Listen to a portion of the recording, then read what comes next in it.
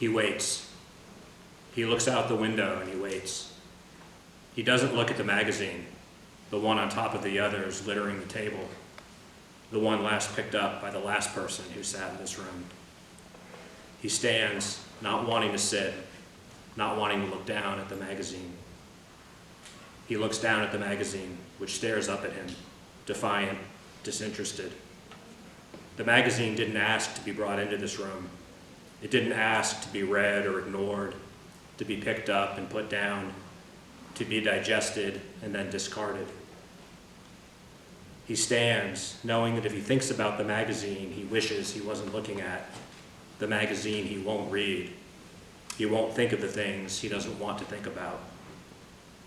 He doesn't walk into the corridor to look into the room that his wife isn't in. He waits. He understands. Anyone who's been where he is understands that you must prepare yourself to wait a long time. So you prepare and you wait.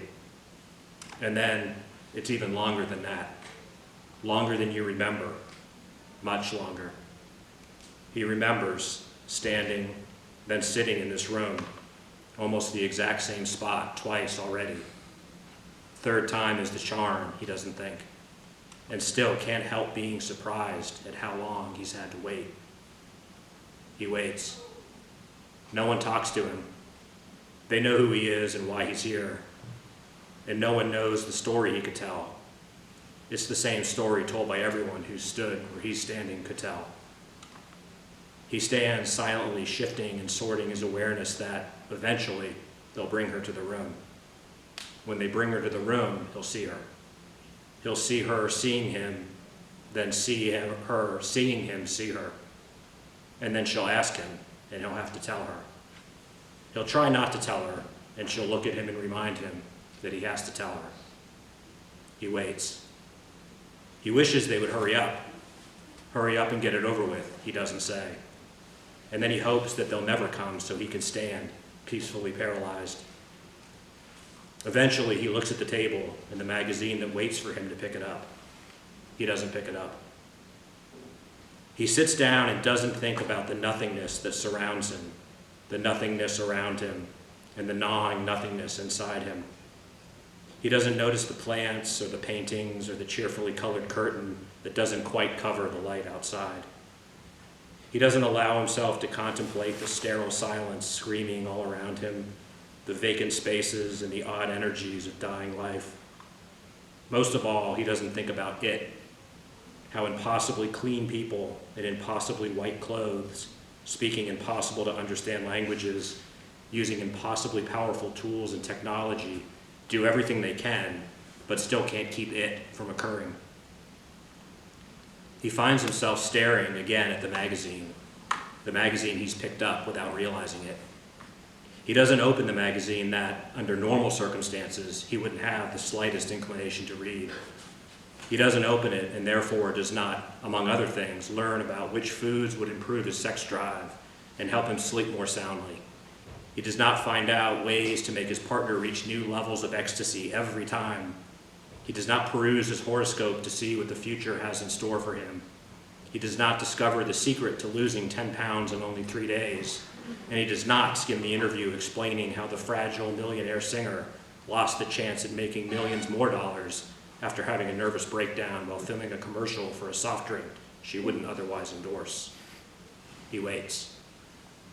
He doesn't pass the time planning opportunities that could create happiness. He doesn't deceive himself this time about the possibility of forgetting the present by focusing on the past. He doesn't dwell on the types of things they'd enjoy doing again, the things they enjoyed once, which they never found the time for, or always forgot to do. He doesn't think about the ways you discover the things you love, then become the things that bring about inexplicable sorrow. The movies, the music, the meals, the books, the board games, the photo albums, the family. And so he doesn't allow himself to think about her as she is now, or how she was then, or how he is now, or how he was then, how he will be. He looks down at the magazine again and picks it up again.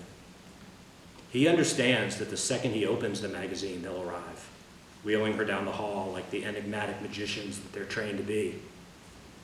If he opens the magazine, the magic act, performed again before an awkward audience, will begin. So he waits.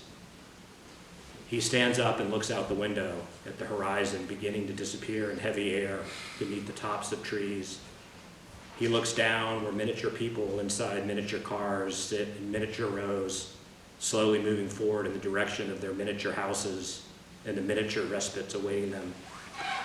The sky continues to sag, ensnaring the world in an unspeaking century. The people, then the cars, then the earth all slip away, leaving only lights that sigh stoically, bearing witness to it all. He doesn't think about these things. He has too many other things not to think about. He doesn't turn around. He'll hear them eventually when they come. Eventually they'll come and he'll hear them and he'll turn around. Then he looks down again at the magazine he will not read. He knows again that if he opens the magazine, they'll come. He sits silently and stares at the magazine. He stands and looks out the window. He does not turn around. He waits.